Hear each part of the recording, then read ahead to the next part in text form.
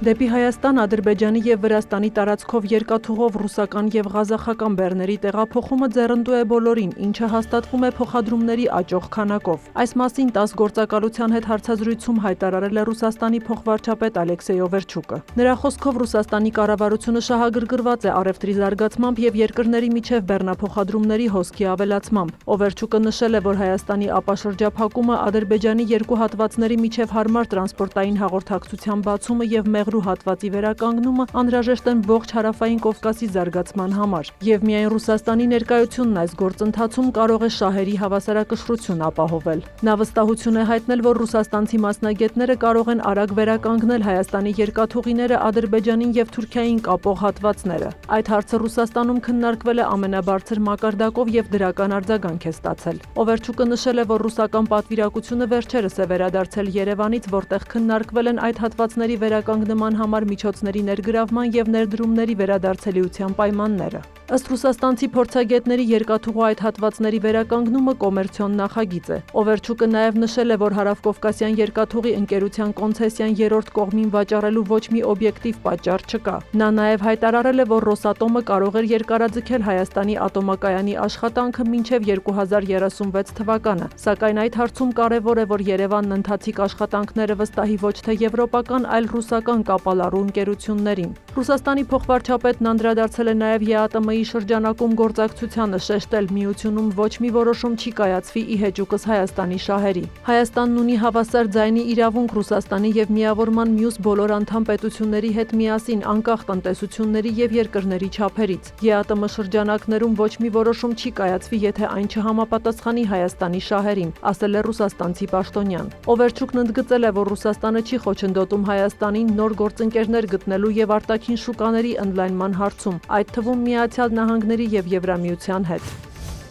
ԱՄՆ նախագահ Դոնալդ Թրամփը Իրանի դեմ պատերազմի վերաբերյալ ուղերձում խոստացել է, որ հակամարտությունը շուտով կավարտվի։ Նրա խոսքով ԱՄՆ-ն շուտով կհասնի Իրանում ռազմավարական կարևոր նպատակներին և առաջիկա 2-3 շաբաթում ծանր հարվածներ կհասցնի Իրանին։ Նա նշել է, որ պատերազմի ավարտից հետո Հորմուզի նեղուցն ինքնըստինքյան կբացվի։ Այդուհանդերձ Թրամփը ևս մեկ անգամ այդ նեղուցով նավթ ստացող երկրներին կոչ է արել պարզապես վերահսկողություն հաստատել ջրային երթուղու նկատմամբ և այն օգտագործել հօգուտ իրենց շահերի։ ԱՄՆ նախագահը կրկին սպառնալիքներ է հնչեցրել Իրանի հասցեին, խոստանելով ռմբակոծել այն և վերադարձնել քարե դար։ Ամերիկացի ժողովրդին ուղերձ է հղել նաև Իրանի նախագահը։ Մասուդ Փեզեշքյանն ընդգծել է, որ իրանցի ժողովուրդը երբեք թշնամանք չի տածել այլ ժողովուրդների նկատմամբ և իր ժամանակակից պատմության մեջ երբեք պատերազմ չի սանձազերծել։ Փեզեշքյանը շեշտել է, Իրանը որպես սպառնալիք ներկայացնելը չի համապատասխանում ոչ պատմական իրողություններին և ոչ էլ դիտարկելի փաստերին։ Դա արվում է քաղաքական և տնտեսական նպատակներով։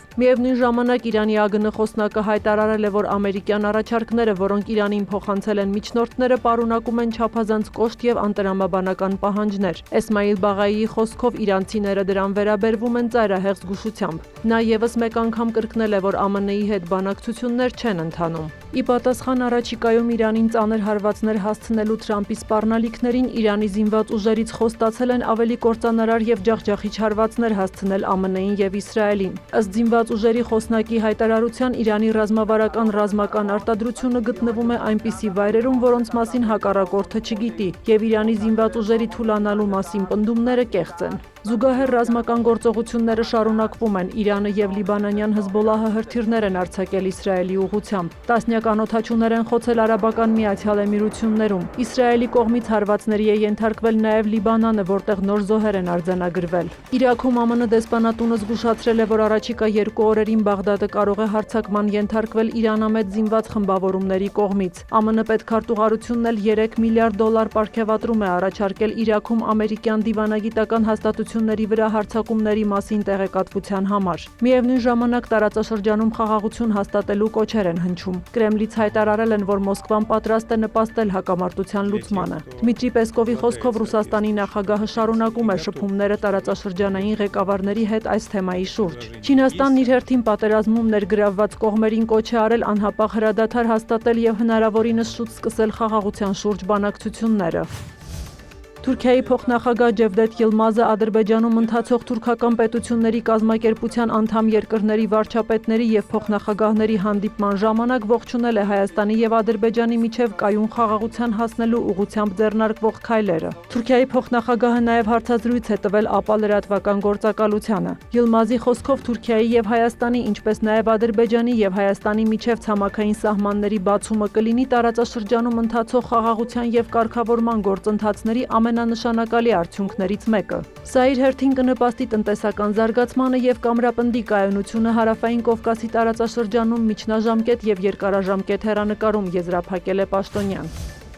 Ռուս-ուկրաինական հակամարտությունը շարունակվում է, կողմերը հայտնել են անօդաչու թռչող սարքեր խոցելու մասին։ ԱԹՍ-ների զանգվածային գրոհի պատճառով Ուկրաինայի 7 շրջանում էլեկտրամատակարարման խափանումներ են եղել։ Նաև հաղորդվում է զոհերի եւ վիրավորների մասին։ Ուկրաինական ուժերն էլ հարվածել են Ռուսաստանին։ Ուֆայում ԱԹՍ-ն հարվածել է բնակելի շենքի, տուժածներ չկան։ Նաև թիրախավորվել են Ուֆայի նավթավերամշակման գործարանները։ Գազպրոմն իր հերթին հայտնել է Կրասնոդարի երկրամասում թուրքական հոսք գազատարի կոմպրեսորային կայաններից մեկի ուղղությամբ հարձակումը հետ մղելու մասին։ Իր հերթին Ուկրաինայի նախագահը հայտնել է ԱՄՆ նախագահի ներկայացուցիչներ Սթիվ Ուիթքոֆի եւ Ջարեդ Քուշների հետ հանգամանալից զրույցի մասին, որին միացել են նաեւ սենատոր Լինդսի Գրեհեմը եւ ՆԱՏՕ-ի գլխավոր քարտուղար Մարկ Ռյուտեն։ Վոլոդիմիր Զելենսկին քննարկումները դրական է որակել։ Նրա խոսքով առաջիկա օրերին թիմերը կապի մեջ կլինեն Ուկրաինայի եւ ԱՄՆ-ի միջև անվտանգության երաշխիքների վերաբերյալ փաստաթուղթն ամրապնդելու համար։ Նրա խոսքով սա կարող է հիմք հանդիսանալ պատերազմի հուսալի ավարտի համար։ Եվրամիության դիվանագիտության ղեկավար Կայա Կալասը ՆԱՏՕ-ից դուրս գալու վերաբերյալ ԱՄՆ-ից հնչող ուղերձները համարում է տագնապալի ազդակ։ Նրա խոսքով նման հայտարարություններից եւ դաշնակիցների միջև տարաձայնություններից օգտվում է օրինակ Վլադիմիր Պուտինը։ Բարձր ներկայացուցիչը նաեւ չի համաձայնել նախագահ Դոնալդ Թրամփի այն մեղադրանքների հետ, թե ՆԱՏՕ-ն օգնության չի հասել ԱՄՆ-ին Իրանի դեմ ռազմական գործողություններում։ Կալասի խոսքով ՆԱՏՕ-ին ուղղված որևէ դիմում չի եղել։ Մի կողմից ասվում է, որ ոչ ոքի կարիքը չկա, մյուս կողմից քննադատություն է հնչում, թե ինչու մյուսներն օգնության չեն գալիս, ասել է Կալասը հավելելով. նման դիմումները մամուլի միջոցով չեն արվում։ Նա նաև ընդգծել է, որ հաշվի առնելով ՆԱՏՕ-ի նկատմամբ Վաշինգտոնի դիրքորոշումը Եվրամիությունը պետք է ամրապնդի սեփական պաշտպանությունը։ Ավելի վաղ Թրամփը ՆԱՏՕ-ն բնութագրել էր որպես թղթեվագր, նշելով, որ այդ մասին գիտի նաև Պուտինը։ Թրամփն ասել էր, որ լրջորեն դիտարկում է դաշինքին անդամակցության դադարեցումը եւ դաշնակիցներին մեղադրել էր Իրանի դեմ պատերազմում ԱՄՆ-ի կողքին չլինելու համար։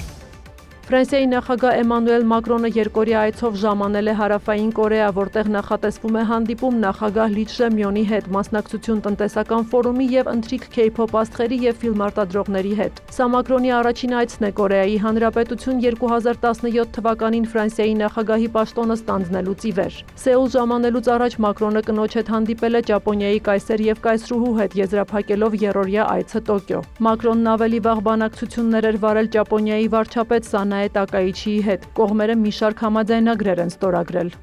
Սյուզաննա Չրաղյան, լուրեր։